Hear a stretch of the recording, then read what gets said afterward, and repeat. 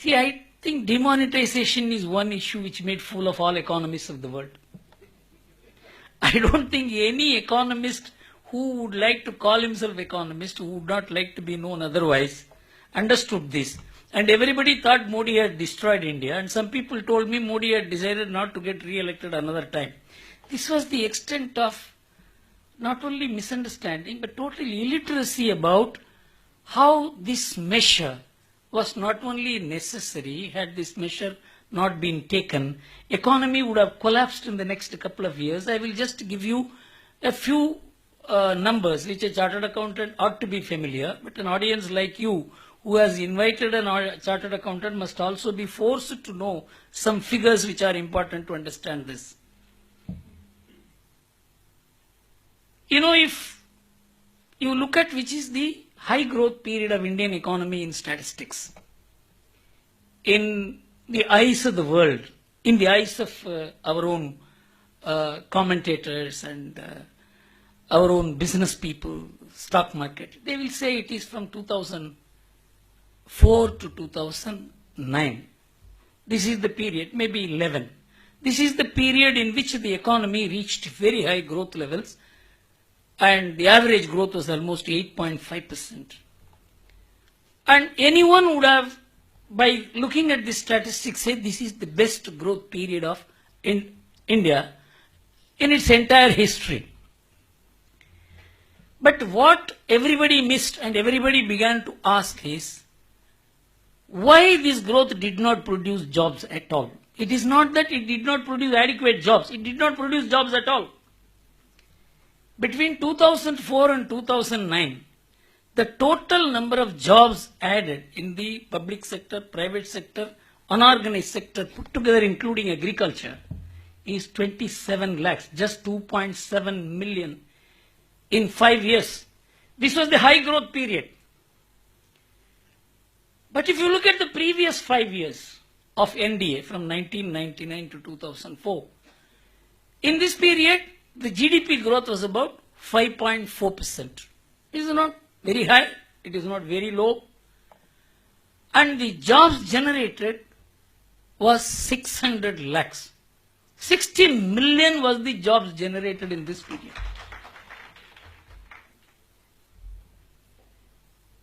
Why, with 5.4% average growth rate between 1999 and 2004, we could generate 60 million jobs? And with 8.5% growth rate over the next 5 years, we could generate only 2.7 million jobs. This question was asked, but nobody addressed with the real reason and logic and investigation as to why it did not happen, why we did not produce jobs. People simply said it was a jobless growth. But why the growth was jobless was not something which was investigated by anybody. That is where demonetization has emerged as the only answer which I am going to tell you. You know, if you look at 1999 to 2004, the average inflation was 4.5% in that entire period. And so the commodity inflation was largely under control, less than 5%. But if you look at assets inflation, that was also under control. This is the single most important factor to be known as to what growth rates mean in totality.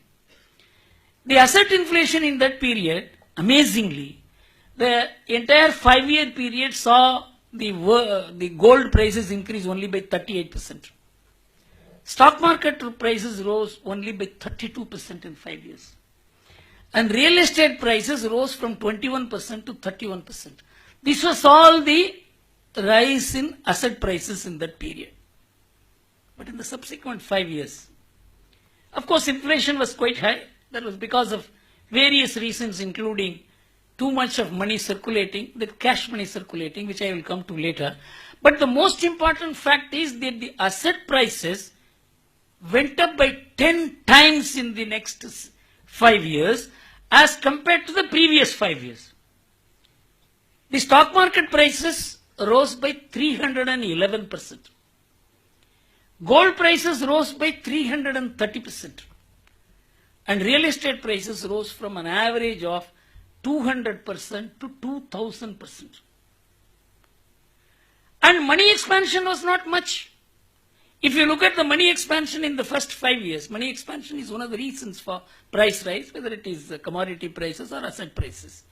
The money expansion was only about 17% more as compared to the previous 5 years. Where was this drive for higher asset prices come from? Was an investigation which was not undertaken, but it was happening right in front of the Prime Minister, Finance Minister, Reserve Bank, all economists, column writers. The entire secret was in the high denomination notes, the proportion of which increased exponentially. The 500 rupee notes and 1000 rupee notes, the total notes which were printed and circulated in 2004 was only 1.4 lakh crores. By 2015, this had gone up to 15.5 lakh crores. This was a 10 times multiple was the increase in the high denomination notes. In proportion, it went up from 34% to 87%. And the Reserve Bank of India, after this government came, the Reserve Bank of India was asked to give a picture of about how these 500 rupee notes and 1000 rupee notes operated in the economy. And the Reserve Bank, headed by Mr. Raghuram Rajan, gave a report that out of the 500 rupee notes and 1000 rupee notes, 1/3 of the 500 rupee notes and 2/3 of the 1000 rupee notes do not come back to the banking system after they are issued out of the banking system, which indicated some 5 to 6 lakh crores has been operating outside the banking system, and that is what caused the rise in the prices of stocks, gold and real estate. You know, there is a direct nexus between cash and gold because much of the gold in India is bought and sold only in terms of cash. That is one of the reasons why the gold economy in India cannot be easily organized unless you make the original purchase of gold otherwise than by cash. All the subsequent transactions will also be only by cash. So this 330% increase in gold prices was entirely attributable to cash, and many people said gold is after all an international commodity, we don't produce gold, and so the world gold market decides the gold prices in India. It's absolute bunkum because 1/3 of the world gold imports is taking place by India. If the Indians have higher buying power of gold, that pushes up the world gold prices. It is the buyers who decide the gold prices and not the sellers. Because India and China put together buy almost 50% of world, 55% of world's gold. If these two countries somewhere can come together and cartelize the purchase of gold, the world gold prices will be in the hands of these two countries. That's a different issue altogether, but the fact is that the Indian buying power actually adds to the world gold prices. That's the first point to be noted. After demonetization, it has reversed. There is a 15% drop in world gold prices. Why? First. Second, Dr. Swami has been talking about this participatory notes. You know, the amount of participatory notes, which is the money which the Indians smuggle away from India, put it in a foreign bank, and that comes as a regular investment because you align it with a regular foreign institutional investor's name. So your own black money goes out of India and comes back as investment, and he has been writing about it. Our M.R. Venkatesh has done quite a lot of work on this. So this money, which was just 64,000 crores in 2004, went up to 3.7 lakh crores by 2007. That was the reason for the rise in the stock market. Third piece of evidence. The real estate prices rose up by 200 to 300% in all cities, including a sedate place like Tamil Nadu. It's not a very vibrant real estate market. You know, Gurgaon, which was not in existence in 2001, 2002, recorded a 2,000 percentage point increase in real estate prices. I will tell you about 3 deals in Bombay. The NTC property, which was sold in 2008, fetched in 2011 a 490% profit. It was all happening right in front. And these 500 rupee notes and 1000 rupee notes have been galloping. It's all available on computer. At no point did the Prime Minister Manmohan Singh or the Finance Minister, most part of it was P. Chidambaram, or the Reserve Bank said, why should we continue to issue these 500 rupee notes and 1000 rupee notes? We will give only 100 rupee notes. If they had told the banking system, this kind of catastrophic increase, exponential increase, this explosive growth in the proportion of the 500 rupee notes and 1000 rupee notes, which completely finished the character and turned the economy from production to inflation, asset inflation, would not have taken place.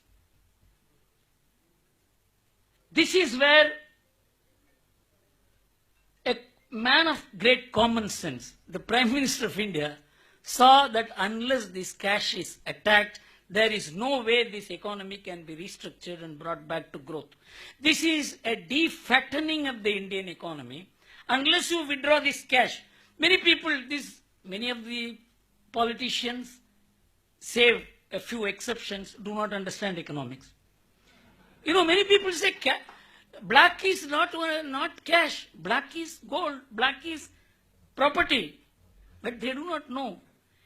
If the property value has gone up because of the cash component circulation, you withdraw the cash, the property prices will crash. You know, in Delhi, what is the position? One of my friends, Balbir Punj, he has been trying to buy a property for his daughter. He told me about a week back that previous to demonetization, they were asking 2 crores by check and 2 crores by cash. Now they are saying, please give me 3 crores, all by check for the same property. You know what is the price of property in Boat Club area? It was 14 crores a ground in October. Today it is 8 to 9 crores per ground.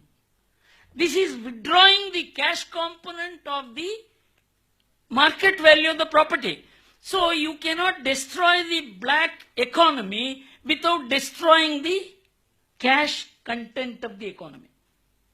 This is where the demonetization decision was one of the most economically rational and logical decisions, which could not have been thought of in any country other than India, because India functions not only on cash but also on relations.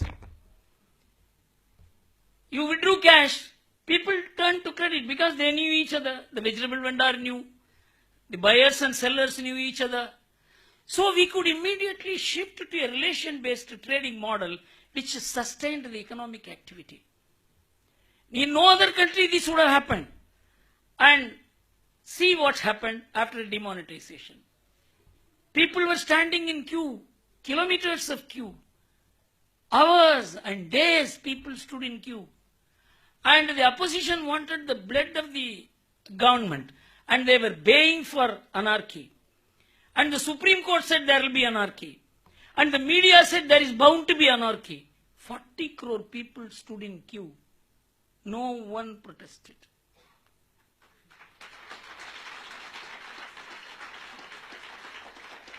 I don't think anyone could have given a much more reliable statement of trust in the government by any amount of writing, any amount of words, than 40 crore people standing in the queue, as Narendra Modi wanted, wait for 50 days.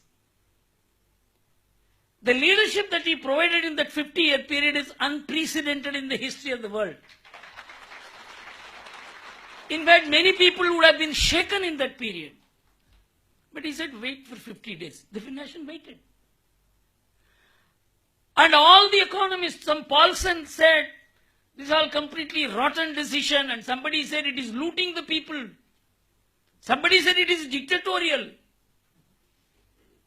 after the demonetization worked itself out, the chief economist of the European Union said, this is the most exemplary decision that has been taken in recent times. It is a lesson for other countries to follow. So I found one thing, the economists do not know economics. Otherwise, they would not have opposed it like that. Now the defattening has taken place. Now what should be done? The money that